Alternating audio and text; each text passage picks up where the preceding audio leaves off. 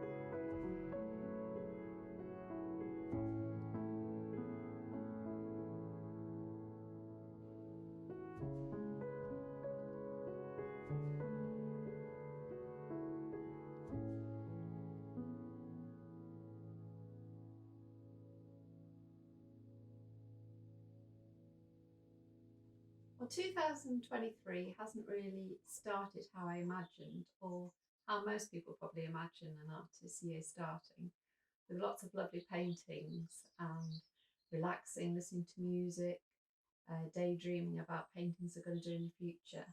In fact, I haven't even picked up a paintbrush yet. Now, the reason why is at the end of last year, I found life to be very frustrating, as my iCloud was full, even though it was 2 terabytes. Every time I wanted to take a new video or something, there'd be a problem. So I thought, I can't wait any longer. This has got to be sorted out. And that's what I've been doing. I spent a few, well, not a few hours, but quite some time on the phone to Apple talking about how to simplify what I have on my Mac. I had 2 iPhone libraries, one from ages ago when I managed to wipe off a lot of things from my Mac. I don't know how I did it, but I did. And it all had to be restored on there. And I don't know whether that's happened to any of you, but all the folders didn't have names, they were just numbers. It was a complete shambles.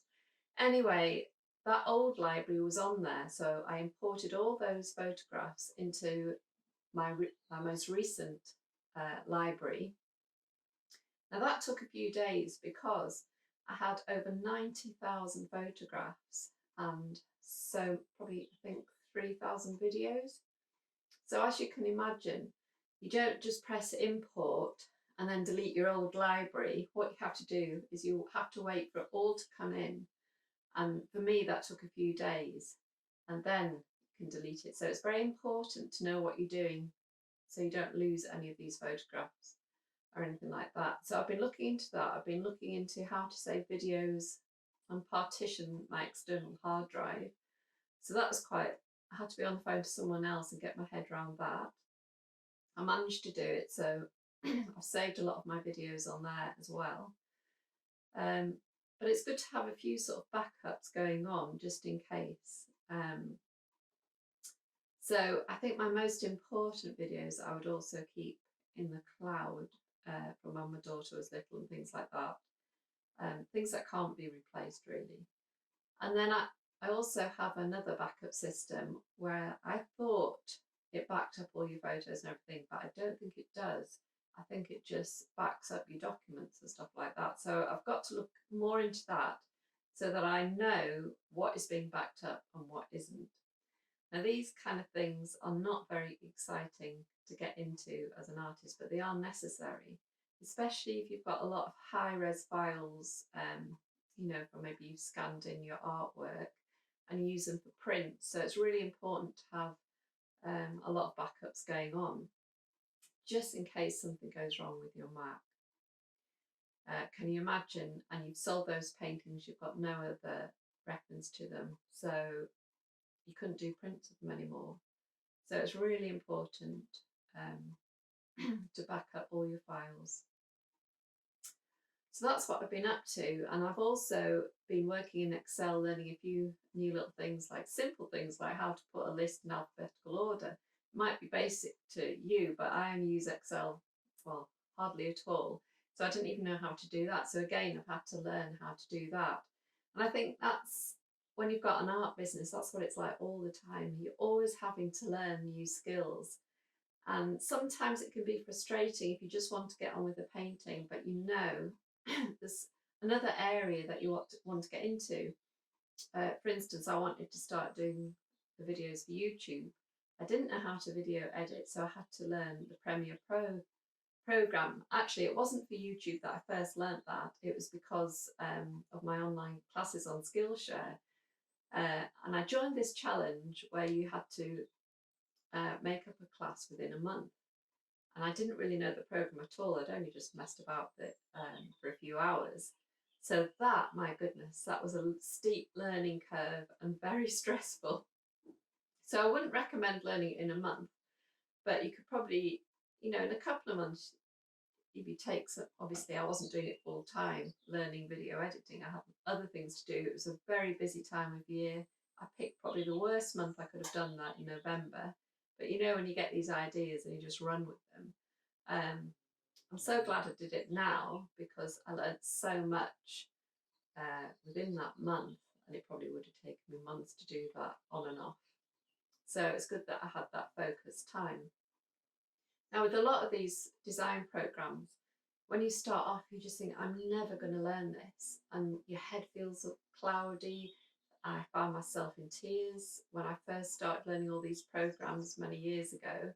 I hadn't even used a Mac before. I had to learn how to use the Mac. And it was really difficult. But I think if you persevere, there'll be a day when the light bulb comes on and things just seem to click. And then you can continually improve after that. But it's so much easier when you've got the basics and it kind of clicks. It becomes a lot easier. And now that I know some of the programs, Photoshop, InDesign, Premiere Pro, you know, I can do all sorts with those three programs. I can design my own leaflets, my business cards in InDesign. I can tweak all my scans in Photoshop. It's just, there's so many possibilities once you've learnt the programs. I mean, if I was to send out leaflets for someone else to design, that would cost a lot of money. Often you don't have that money to spare when you're starting out. So if you can, I would encourage you to learn how to use them. And it might seem very expensive, Creative Cloud, but sometimes there are deals on, or you can get money off somehow. So if you can, maybe try for that. And I know there's other programs now that are just as good, probably, that you could use maybe a lot cheaper. So look into that. So in Excel, I've been making up a sheet, a sort of stock sheet, where I can just input how many prints I have, whether they're framed, mounted or unmounted, the number I have in stock, so it becomes a lot easier in April when I have to do a stock check. Usually I just get everything out, count it all up, and it becomes this massive task. But I do it, and I'm quite pernickety, and I think because I'm quite pernickety, that I did want a system that would just make it so much easier for me. So I've designed this sheet in Excel, and I'm going to keep track of all my prints, and also I'll have to count up all the prints that are in various galleries. And I'm also going to do one for my fine art cards, because obviously you need to know when you're running out of cards. Now I have a handwritten sheet at the moment that I use, but this should work a lot better. Now the challenging thing is that when you get busy, particularly at the end of the year for a lot of people, you're just in such a rush that things get dropped and information and systems get dropped that maybe you want to keep. So I'm determined not to do that this year, because it will make my life a lot easier, always knowing what I have and not reprinting things when I've already got printed. Well, hopefully that's been helpful to somebody and maybe encouraged other people to keep persevering. And I'll see you next time.